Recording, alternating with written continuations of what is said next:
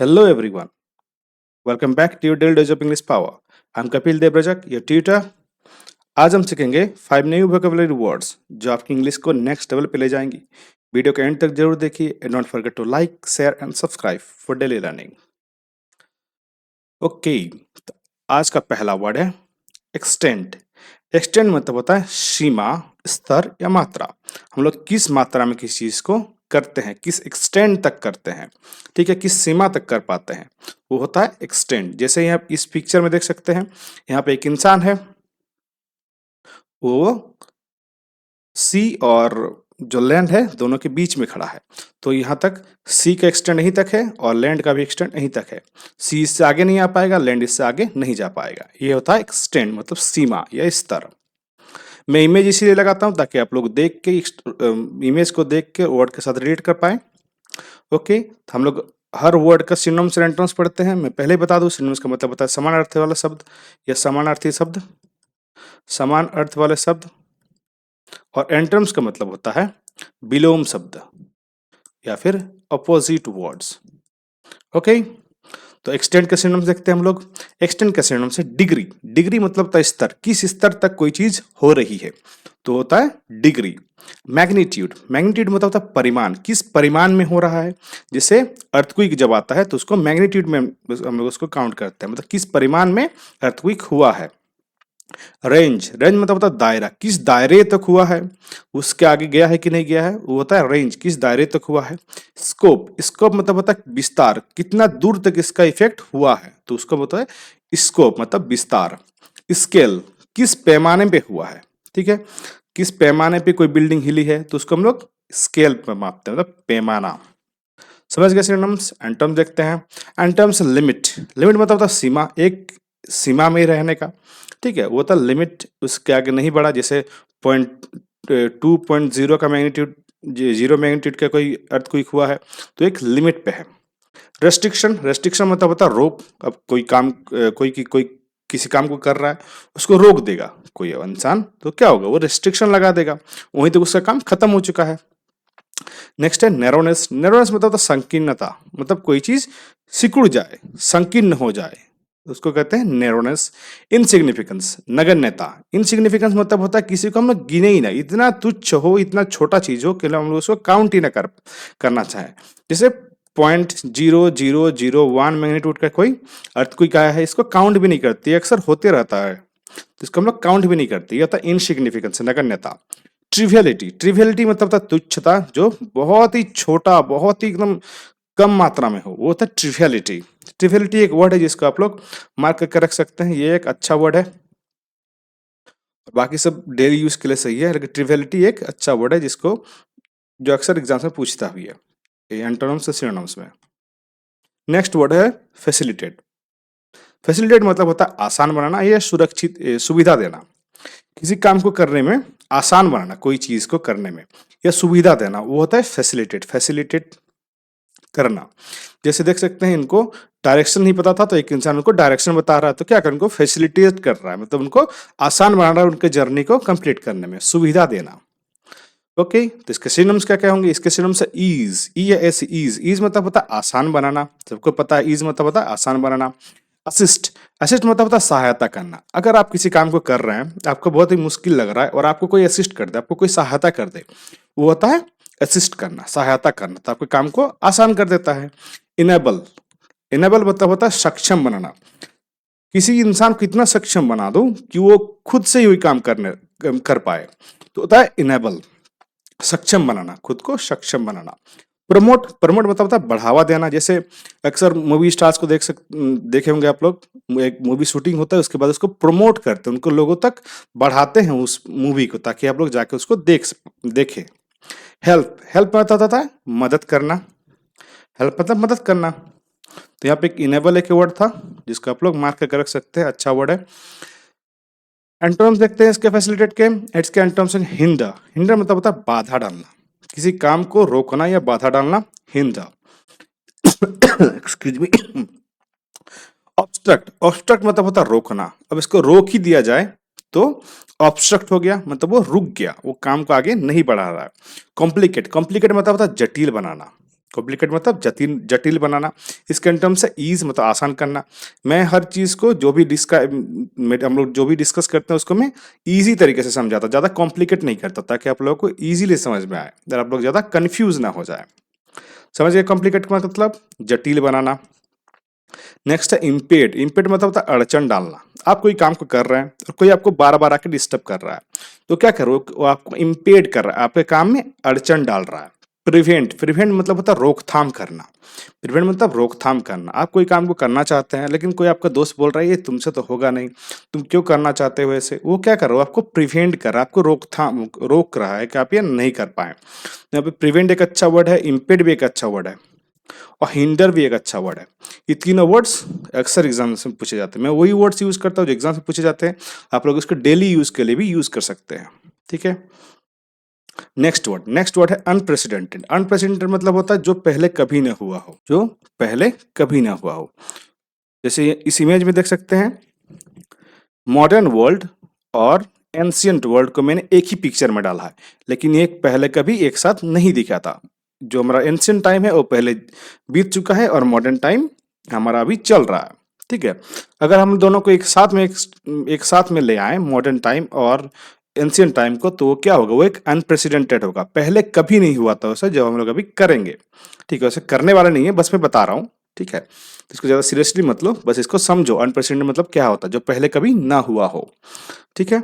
Okay, तो इसके synonyms देखते हैं। अनप्रेसिडेंट के सिनोनिम्स है नेवर बिफोर, जो पहले कभी ना हुआ हो, पहले कभी ना हुआ हो, नेवर बिफोर। एक्स्ट्रा, ऐसी कोई चीज क्या होगा जो पहले कभी नहीं हुआ हो, तो ऐसी ऐसी चीज असाधारण होगी, एक्स्ट्रा ऑर्डिनरी होगी। हिस्टोरिक होगी मतलब ऐतिहासिक होगी, ऐसा जो पहले कभी नहीं हुआ है अब हो जाए तो वो एक इतिहास बन जाएगा, वो ऐतिहासिक होगी, हिस्टोरिक हो जाएगी। वो रिमार्केबल होगी, वो कैसी होगी, रिमार्केबल होगी, उल्लेखनीय, हर कोई उसके बारे में बात करेगा, हर कोई उसके बारे में चर्चा करेगा, हर गली कुच्चे में चर्चा होगी, वो होता है रिमार्केबल, उल्लेखनीय, जो हर कोई बताना चाहेगा, हर कोई सुनना चाहेगा। यूनिक, ऐसी चीज यूनिक होती है, अद्वितीय, यूनिक होती है। तो इसके टर्म्स देखते हैं अनप्रेसिडेंटेड के। इसके टर्म्स है कॉमन। कॉमन मतलब सामान्य, जो हर दिन होता है, सामान्य। यूजुअल मतलब भी सामान्य। रूटीन, रोजमर्रा का, जैसे सनराइज होना, ये एक कॉमन सा चीज है, ये यूजुअल है, हर मॉर्निंग में सनराइज होती है। ठीक है, ये रूटीन में है। ये प्रेडिक्टेबल है, कोई भी इसको प्रेडिक्ट कर सकता है या अनुमानित कर सकता है, अनुमान लगा सकता है कि अब सुबह हो गया, 6 बज गया है। ठीक है। ये टिपिकल है, ये होते आ रहा है पहले से ही, हम लोग जब नहीं थे तब भी ऐसा था, हम लोग है तब भी ऐसा है, और हम लोग जब नहीं होंगे बुढ़े होके उसके बाद तब भी ऐसे ही होगा। ठीक है, हर मॉर्निंग में सनराइज होगा। तो ये क्या है, ये सामान्य चीज है, कॉमन है, यूजुअल है, रूटीन है, ये प्रेडिक्टेबल है, कोई भी इसको बता सकता है कि कल सुबह 6 बजे सुबह होगी। ठीक है, ये टिपिकल है, ये प्रचलित में है, सबको पता है। समझ गए इसके टर्म्स। नेक्स्ट है नॉवेल। नॉवेल मतलब होता है नया या अभिनव, कोई चीज बहुत ही नया हो। मैंने एआई को बोला इसके लिए एक इमेज बनाने के लिए, और एआई ने मुझे ही बना दिया। ठीक है, मुझे ही एक बल्ब पकड़ा दिया तो आप देख सकते हैं मुझे बल्ब पकड़ा दिया गया है यहाँ पे। तो ओके, चलिए पढ़ते हैं। तो यहाँ पे क्या है, मैं यहाँ पे एक बल्ब पकड़ा हूँ अपने मेरे हाथ में, और ये जल रहा है, इस पे कोई वायर यहाँ पे कनेक्टेड नहीं है, मतलब ये ओरिजिनल नहीं, ऑब्वियसली एआई जनरेटेड है, फिर भी ये एक नॉवल है, ये नया चीज है। ठीक है, हाथ बल्ब को हाथ से पकड़ के उसको जला रहा है, तो ये नया है या अभिनव है। तो इसके नोवेल के क्या क्या सिनोनिम्स हो गए। इनोवेटिव, ऑब्वियसली इनोवेटिव होगा, ये नवेशी होगा, नवेशी मतलब जो नया नया बना हो, इनोवेटिव। ठीक है। ओरिजिनल, ओरिजिनल मतलब था मौलिक, ऐसी कोई चीज जो बनेगी ऑब्वियसली हम ओरिजिनल होगी, फिर उसके बाद सबको इसको कॉपी करेंगे। ये क्या होगा, ये फ्रेश होगा, नया होगा, ऑब्वियसली फ्रेश को नया ही बोलते हैं। ये क्या होगा, क्रिएटिव होगा। आपको कोई चीज अगर इन्वेंट करनी है, इनोवेट करनी है, तो आपको क्रिएटिव होना बहुत जरूरी है। यह होता है रचनात्मक, क्रिएटिव मतलब रचनात्मक, जो आप रचना करें कोई चीज को। ठीक है।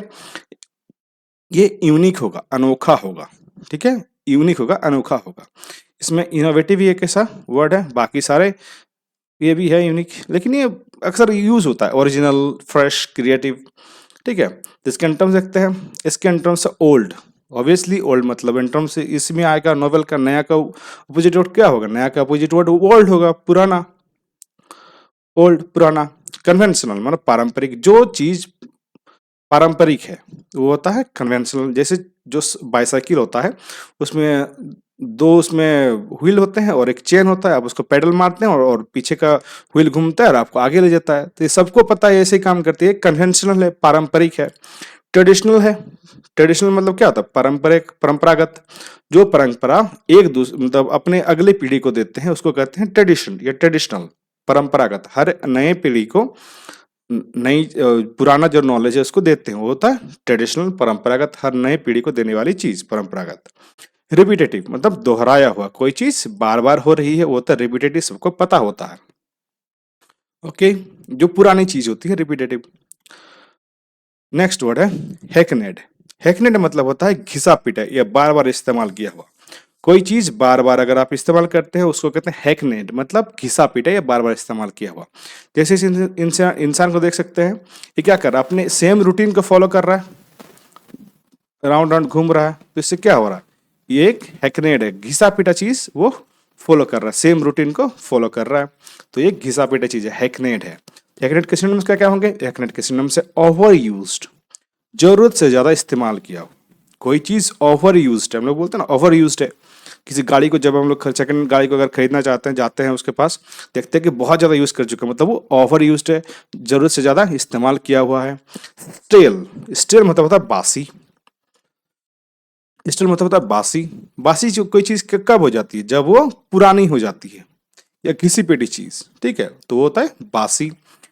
ट्राइट, ट्राइट मतलब होता है घिसा पिटा, ट्राइट मतलब भी घिसा पिटा होता है, ठीक है। और हैकनेड मतलब भी घिसा पिटा होता है, दोनों को याद रखिए। मैं मार्क कर दिया हूं वैसे भी ट्राइट को। नेक्स्ट वर्ड है बैनल। बैनल मतलब होता है साधारण। जो चीज साधारण है, जैसे एक बलून, ठीक है। बलून में हम लोग हवा भरते हैं, उसको फुलाते हैं, फिर इसको धागे से बांधकर लटका देते हैं। ये एक बैनल है, साधारण चीज है। हर फंक्शन में आजकल बैलून यूज होता है, बलून्स। तो क्या है? ये सबको पता है कि फंक्शन है तो बैलून होगा ही। तो होता है बैनल मतलब साधारण चीज। समझ गए? साधारण। एंटम्स देखते हैं हैकनेट के। फ्रेश, ताजा, कोई चीज एकदम फ्रेश है, ताजा है। ओरिजिनल, ओरिजिनल मतलब होता है मौलिक। जो चीज एकदम ओरिजिनल है, उसका कोई अभी तक कॉपी नहीं किया है, वो होता है ओरिजिनल, मौलिक। नॉवेल, इसको थोड़ा पढ़ चुके हैं, नया। क्रिएटिव भी पढ़ चुके हैं, रचनात्मक। इनोवेटिव मतलब अभिनव, जो नया चीज बनाए। हैकनेट्स के एंटम्स देख चुके हैं हम लोग। ओके, तो सेशन के एंड तक पहुंच गए हम लोग। अभी अभी हम लोग क्वेश्चन देखेंगे। मैं क्वेश्चन आपसे पूछूंगा और आपके इसका आंसर कमेंट में करना है, ठीक है। तो आपको सिनोनिम्स बताना है, एक ही सिनोनिम बताना है, सॉरी सिनोनिम्स नहीं, सिनोनिम बताना है अनप्रेसिडेंटेड के। अनप्रेसिडेंटेड के सिनोनिम्स क्या होंगे? सिनोनिम, सिनोनिम मतलब होता है समान अर्थ वाला शब्द। तो क्या इसका सिनोनिम टिपिकल है या कॉमन है या यूनिक है और प्रेडिक्टेबल? इसका सिनोनिम क्या है? आपको इसका सिनोनिम आंसर में करना है। ओके, तो आपने पूरा सेशन देख लिया है। Proud of you for learning something new today. That's how real progress happens. Video पसंद आए तो लाइक करें, शेयर करें और सब्सक्राइब करके हमारे लर्निंग फैमिली का हिस्सा बने।